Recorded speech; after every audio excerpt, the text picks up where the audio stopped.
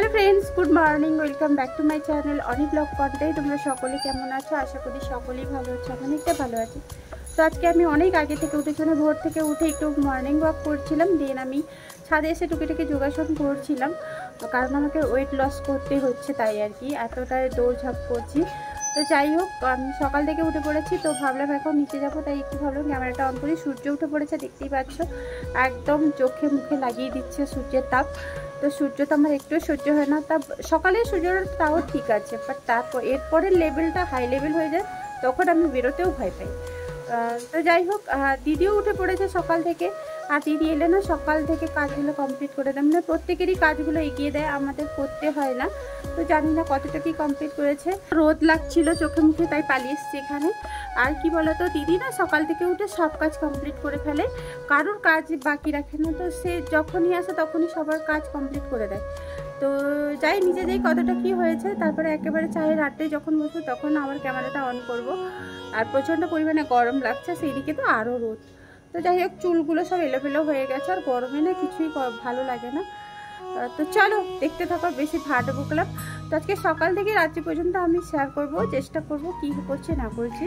তো সঙ্গে থেকে আমি দেখতে থাকো। তো ফ্রেন্ডস, দেখতে পাচ্ছ এই যে সবাই মিলে চায়ের আড্ডাখানে বসে পড়েছি, মানে কাজ কমপ্লিট করে দিয়েছে দিদি, যেটা বলেছিলাম।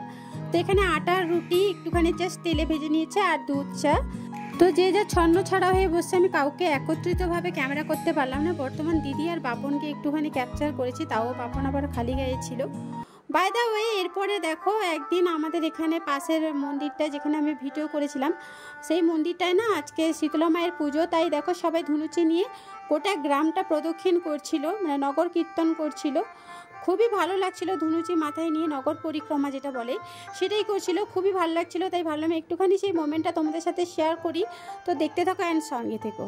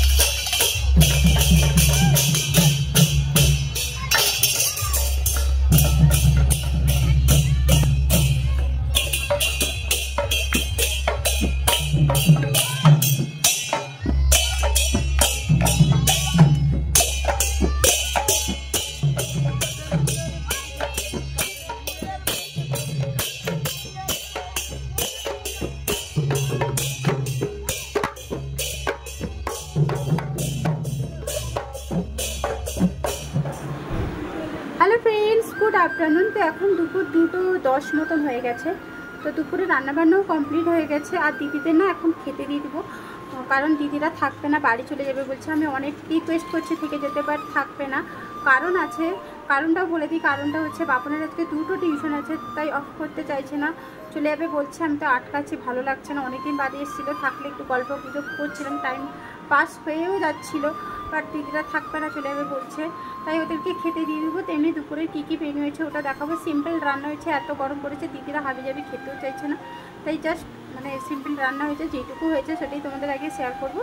দেন দিদিদের খেতে দিয়ে দিই, আজকে আর একসাথে খেতেও বসা হবে না। তো থাকতে বলছে, থাকছে না, কিছু তো আর করার নেই বলো, সবার তো দরকার আছে। তো চলো দেখতে থাকো, আমি কি মেনু হয়েছে দেখাই, তারপরে খেতে দিচ্ছি। তো দেখতে থাকো অ্যান্সার। এখানে দেখতে পাচ্ছ ফ্রেন্ডস, আলু বেগুন উচ্ছে দিয়ে একটা নোনা মাছের চচ্চড়ি হয়েছে, পেঁয়াজ বাটা সর্ষে বাটা দিয়ে। আর এখানে পোনা মাছের লেবু টক হয়েছে, অনেক দিন বাদে লেবু টক হয়েছে। আর আজকে রান্নাগুলো কিন্তু দিদিই করেছে। বাগদা ফ্রিজে ছিল, ওটা একটু গরম করে বাপনকে দিলাম। আর এখানে পোনা মাছের ঝোল হয়েছে, আর এখানে নিম কুড়ি পাতার ভাজা হয়েছে। তো এই কটা হয়েছে, গরমে তাও অনেকটা বেশি বলছে। তো যাই হোক, দিদিদের খাওয়া প্রায় শেষের দিকে। তো দেখতে পাচ্ছ ছন্ন ছাড়া হয়ে বসছে, আর এখানে আমি একটু টক দিয়ে দিলাম। হ্যালো ফ্রেন্ডস, ফাইনালি দুপুরে খাওয়া দাওয়া করে নিয়েছি, কিন্তু প্রচণ্ড পরিমাণে গরম লাগছে। আর একটা কথা হচ্ছে, দিদিদের দাদা বাজার থেকে এসে বললো আজকে যেতে হবে না, তোরা রবিবার দিন চলে যাবি। তো দাদার কথা একটু শোনে আর কি, তাই থেকে গেল। আর আজকে থেকে গেল মানে আমার ভীষণই ভালো লাগছে। তো যাই হোক, একটু বক বক করা যাবে, একটু টাইম স্পেন্ড করা যাবে, ওটাই আর কি। তো চলো এরপরে কি করি না করি শেয়ার করব। তো এখন একটু রেস্ট নেবো, খাওয়া দাওয়া করেছি, আর ঘাম দিচ্ছে, প্রচণ্ড পরিমাণে গরম। তো দেখতে থাকো ইনশাআল্লাহ। সো ফ্রেন্ডস, এখানে মহাযুদ্ধ চলছে, দেখতেই পাচ্ছ। এই যে সেদিন কাঁঠালটা ভাঙা হয়েছিল, তো 2-3 দিন প্রায় হয়ে গেছে। তো অনেকে টিপে টিপে দেখছে, বলছে, অনেকে বলছে পেকে গেছে, অনেকে বলছে পাকেনি। আমি তো বলেছিলাম একেবারেই পাকেনি, কারণ ওর স্মেলই আসেনি। তো যাই হোক, সবাই চ্যালেঞ্জ নিয়ে এই যে এর উপরে মহাযুদ্ধ চলছে। এটা তো বিশাল বড় বড়, তোমরা তো সকলেই দেখেছো। তো এটাকে দেখো কিভাবে কাটছে, অনেক রকম প্রসেস দিয়ে কিন্তু কাটার চেষ্টা করছে। তো লাস্ট পর্যন্ত দেখো, দিলে বুঝতে পারবে ওর মানে হালটা কি হয়েছিল। অ্যাকচুয়ালি কাঁঠালটা পেকেছে না পাকেনি সেটাও তোমরা জানতে পারবে, অ্যান্ড দেখতেও পারবে। আর এখানে দেখো পাপন দাদা, দুজন দাদা আছে, জামাইবাবু আছে। তো আমি একটু ক্যামেরা করছি বলে ওরা একটু সাইড হয়ে গেছে। তো বাই দ্য ওয়ে, কাঁঠাল এক পিস বার করার জন্য দেখো মানে কোনো মতেই হচ্ছে না, আর সবাই হাসাহাসি করছিল। তো দাদা কিন্তু মানে ভালোই প্রসেসে কাটছে।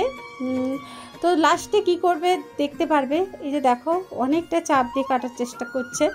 আর তো আমাকে বারবার বলছে, ক্যামেরার সামনে যদি ক্যামেরায় আসে তাহলে তোর একদিন কি আমার একদিন। তো এইভাবে বলছে, আর আমি মজার ছলে বলছি কিছুই হবে না।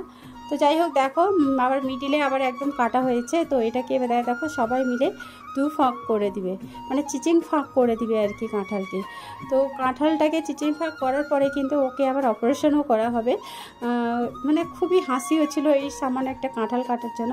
কিন্তু কি বলতো, কষ্টটা কোথায় হচ্ছিলো বলো তো, এক তো ওটা টাইট ছিল, দেন হচ্ছে ওটা বিশাল বড় ছিল, তাই একার পক্ষে মানে পসিবল হচ্ছিল না। তাই দেখো সবাই মিলে একটু মানে দৌড়ঝাঁপটা করছিল।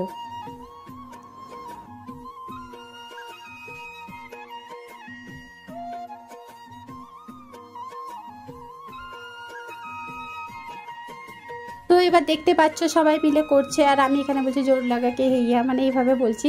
ফাইনালি দেখো চিচিং ফাগও হয়ে গেছে।